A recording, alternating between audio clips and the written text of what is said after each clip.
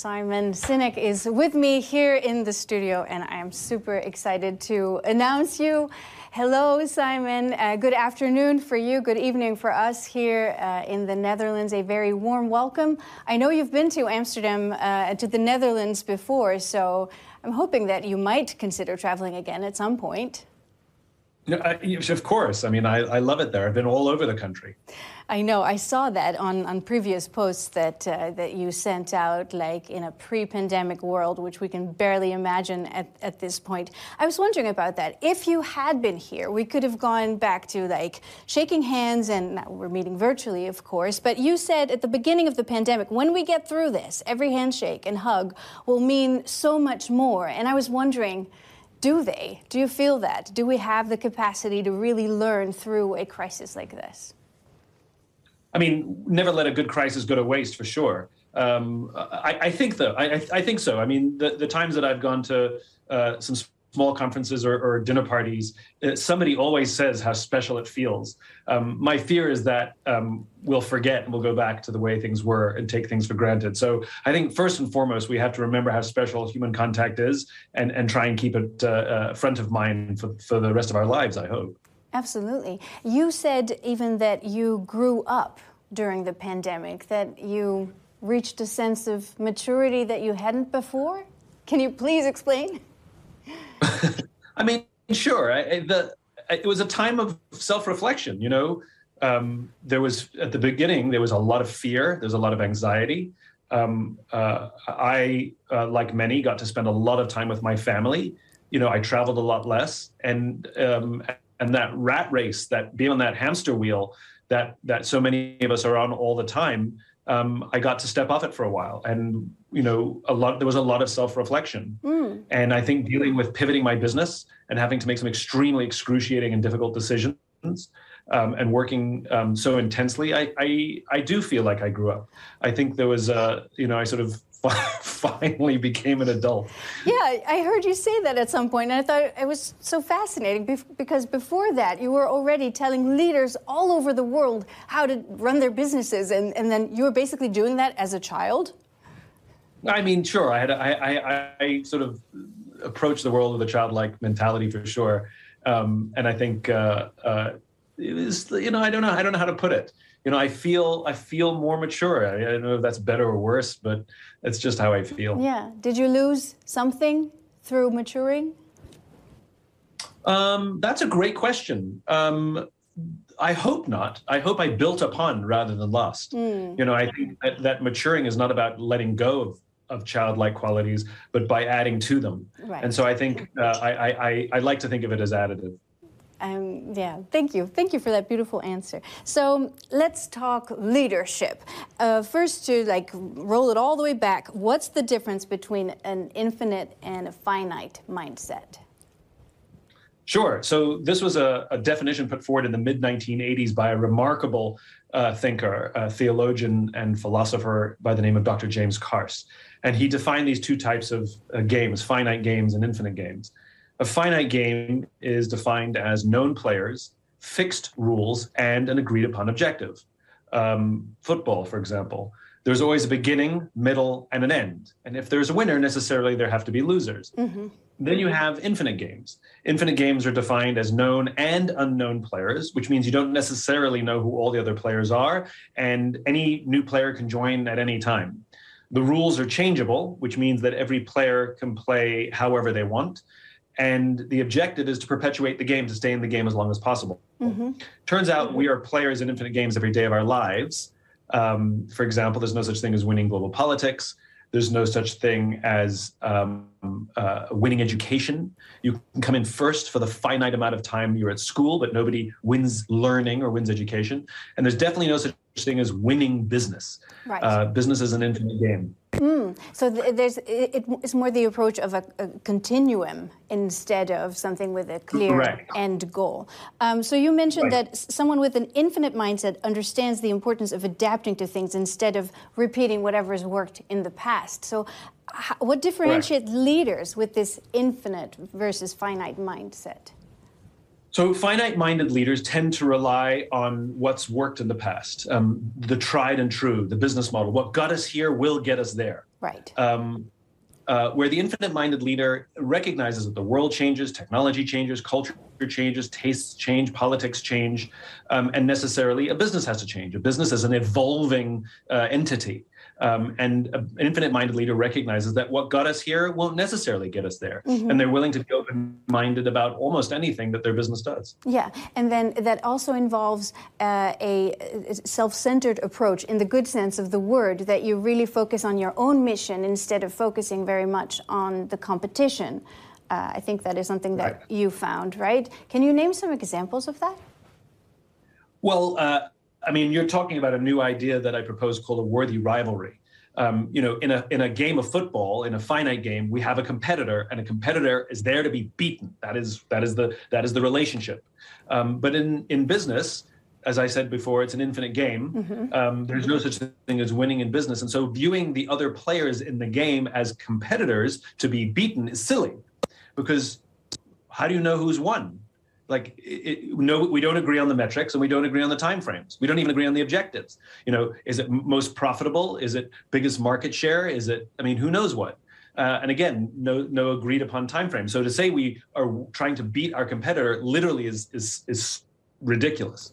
And so the infinite-minded leader instead views the other players as rivals, some of which are worthy of comparison. Mm-hmm. And a worthy rival is another player in the game who does one or many things better than you. Their strengths reveal to you your weaknesses, and that is an opportunity to improve yourself, because in the infinite game, the ultimate competitor is yourself, and the goal is a game of self-improvement. And as you said, we become fixated on figuring out new ways to advance our cause rather than beat our competition. Right. And have you seen that play out really well in some companies? Like, they really mastered this type of approach? Yeah, I mean, some companies have, the ones that are very mission focused, quite frankly. What I love about, I know Apple, we sometimes get tired of using them as an example, but especially in the Steve Jobs days, they were so good at it. And if you remember, they would articulate who their worthy rival was. First it was IBM, Big Blue, which was the status quo that they were trying to go up against. And then IBM was less of an issue.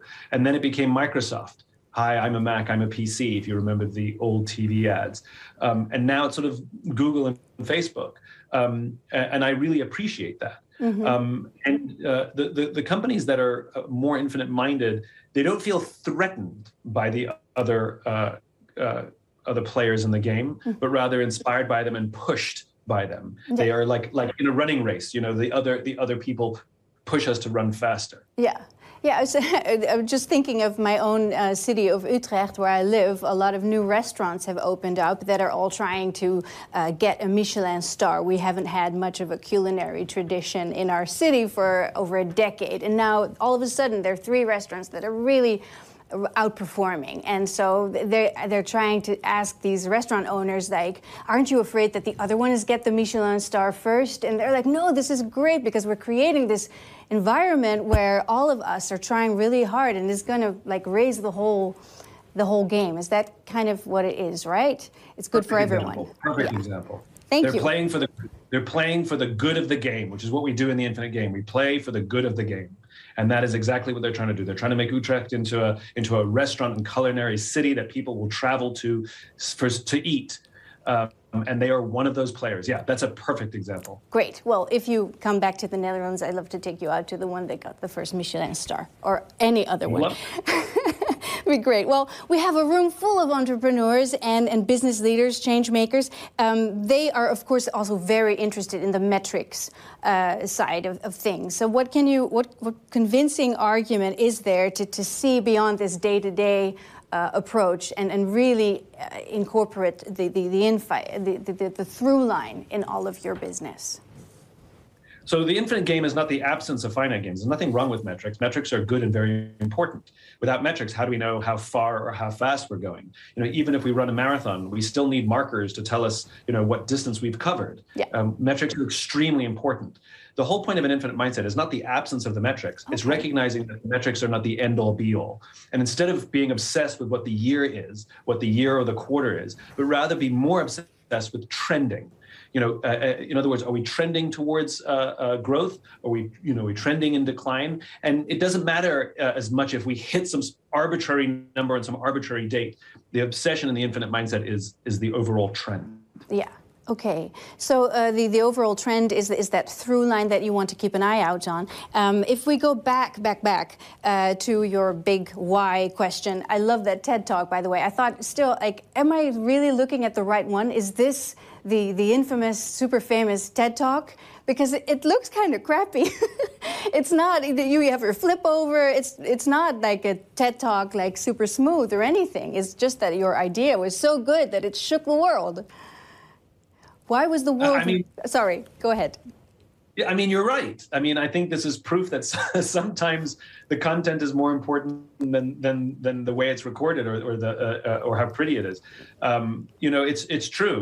Whenever people get nervous giving a presentation, I always try and remind them that my video quality was terrible. My microphone broke in the middle of my talk, and yet it still went on to be the second most watched TED Talk of all time, which is insane.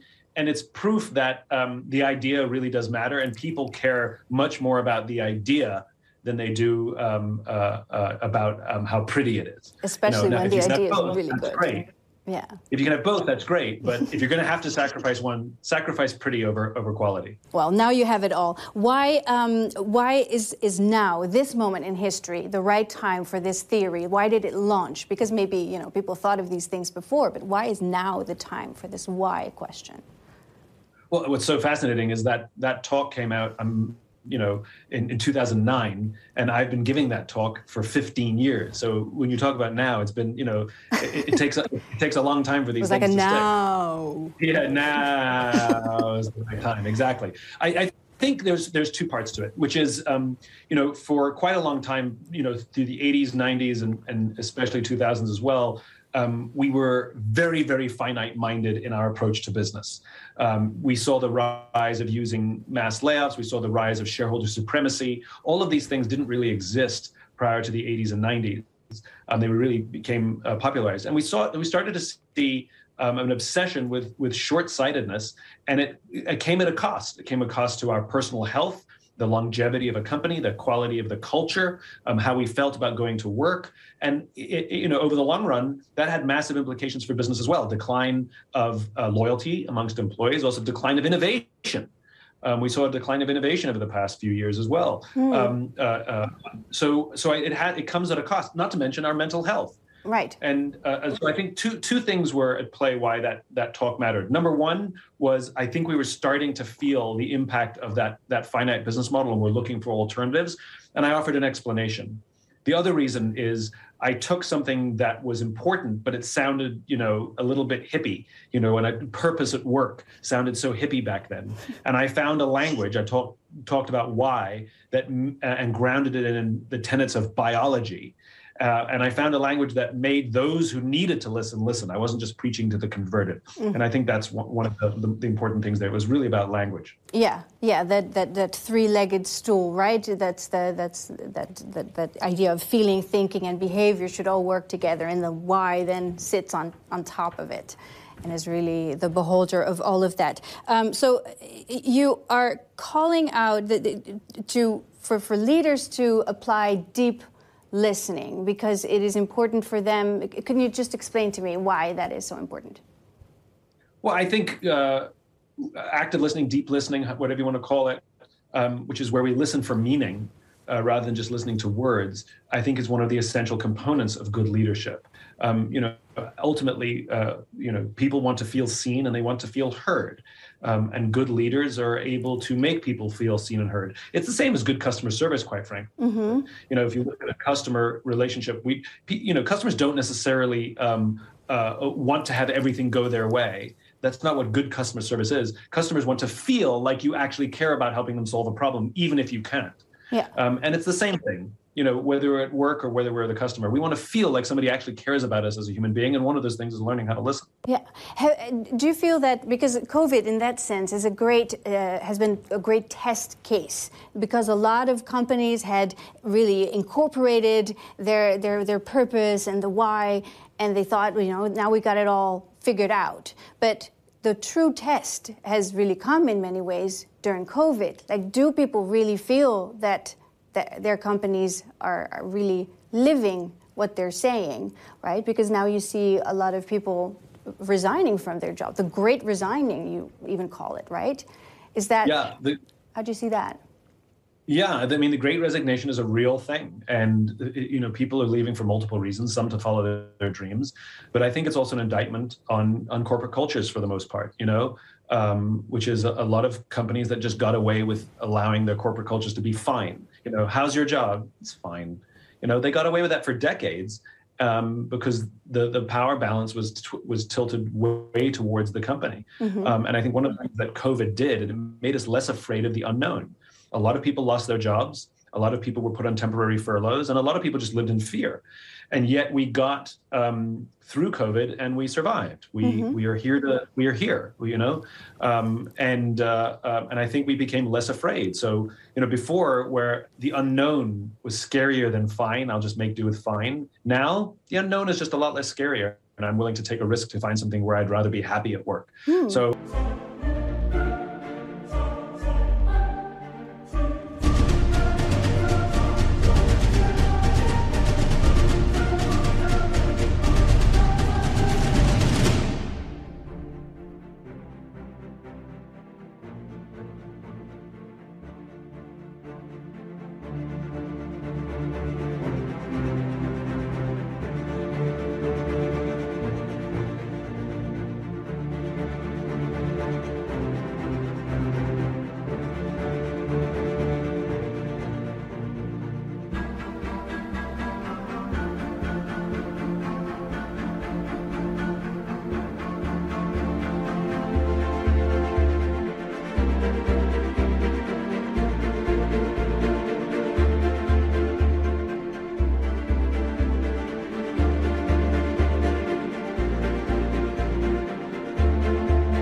I think companies. I think it's a shot across the bow, and it's a rebalancing of power dynamics. Where too long it was tilted towards the company, it may the Great Resignation, it's tilted the other way, and it'll come back and find a proper balance. But I think leaders that are taking themselves on and taking on their cultures, I think will ultimately see that as a competitive benefit in the future, a competitive advantage in the future. Right, because what will that do to? Because it's quite. We got some questions to you about this.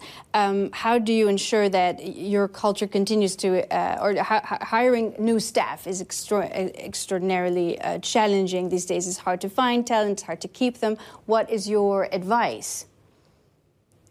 Well, again, not just talking about their pay and their benefits, which is usually how we tempt people, but talking about what programs we have inside our companies that will help them grow. What we expect of them. Do we expect them to take themselves on and become better versions of themselves, and we will be there to support them and help them? Do we give training to our leaders and future leaders how to listen, how to have difficult conversations, how to give and receive feedback, how to have an effective confrontation? Are we even giving that kind of training to the people that we're going to put in a leadership position? Mm-hmm. And I think we need to advertise those things.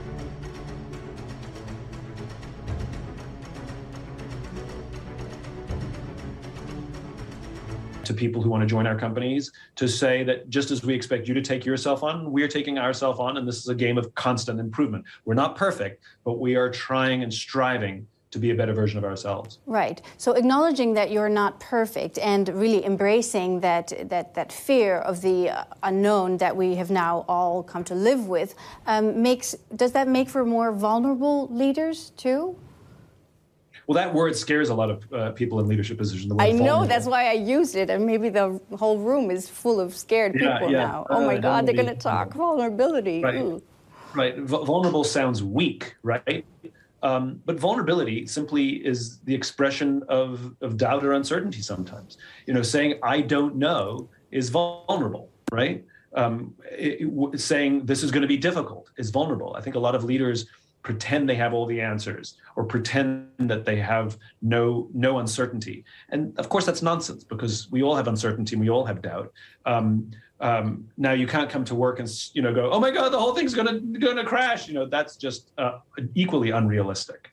But when you have a company that allows for people to feel vulnerable, that means someone can raise their hand and say, I made a mistake, or I need help, or I don't understand, or I'm having trouble at home and it's affecting my work, or I'm scared, without any fear of humiliation or retribution, but rather they say it with confidence that someone will rush to support them. And the way that you encourage that kind of culture is that the leaders have to set the example.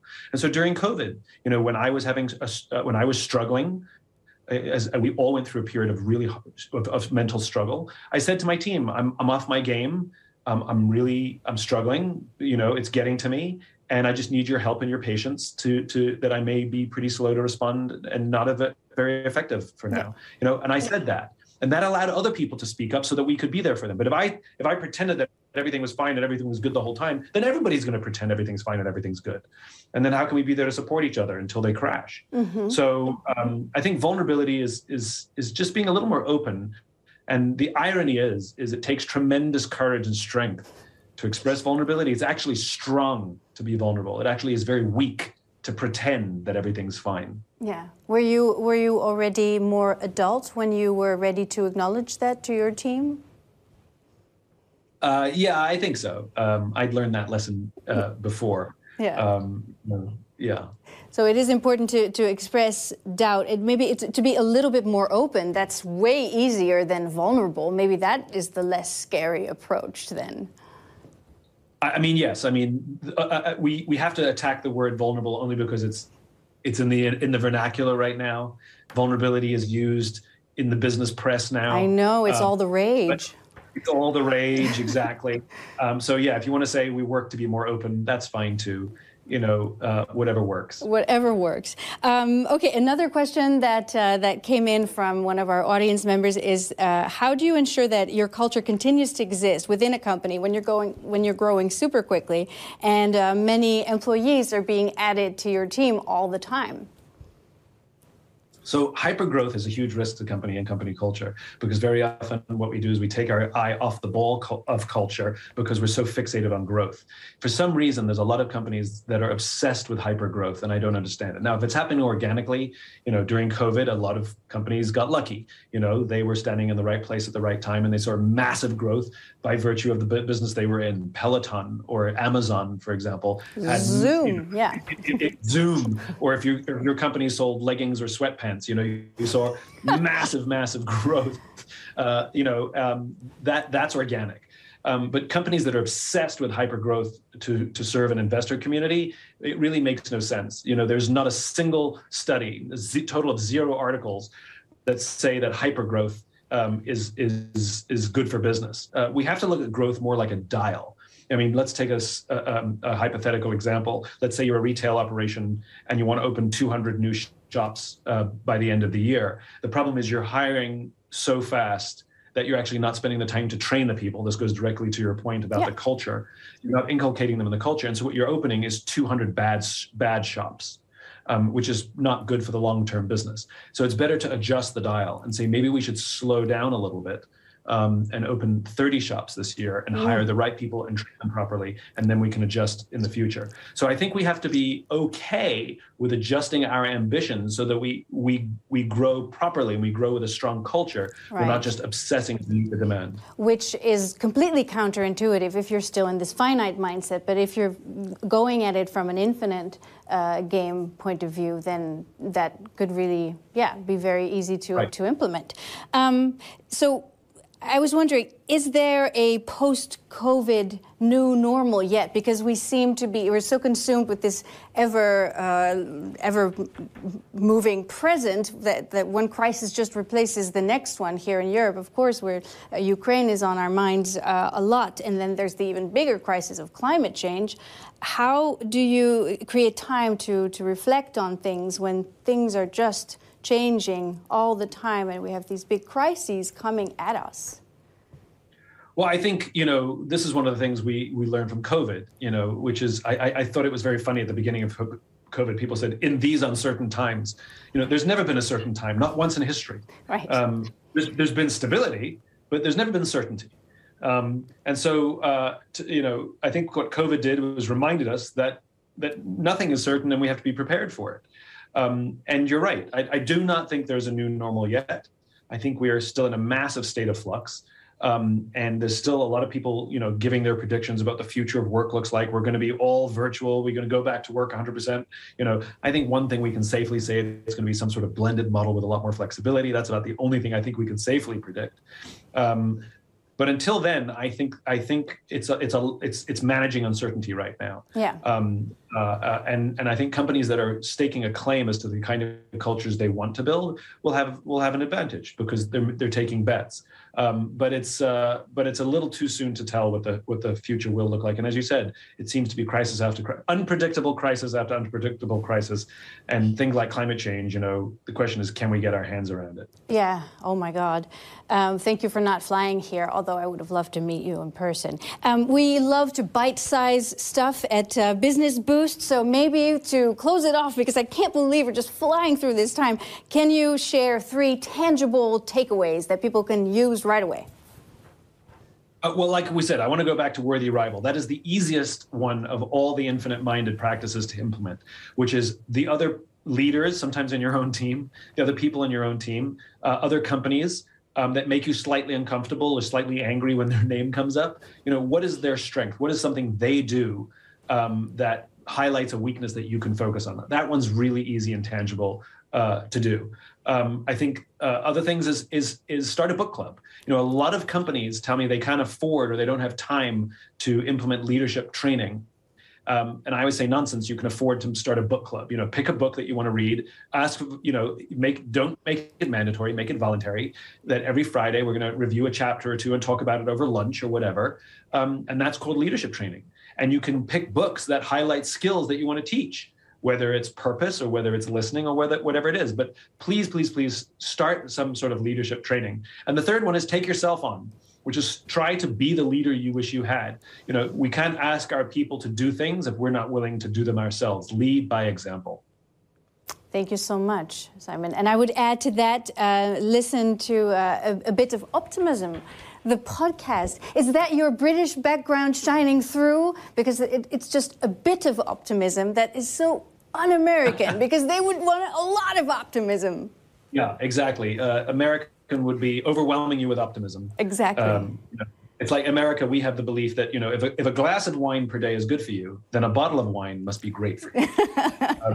It's a bit of optimism. I think maybe it is my Englishness showing through. Well, I absolutely love that podcast. So thank you for making it, and I hope you'll continue to do so. And I hope that you will come to the Netherlands and you'll let me take you out to dinner, because that would be absolutely wonderful. It's such a pleasure to talk with you, Simon.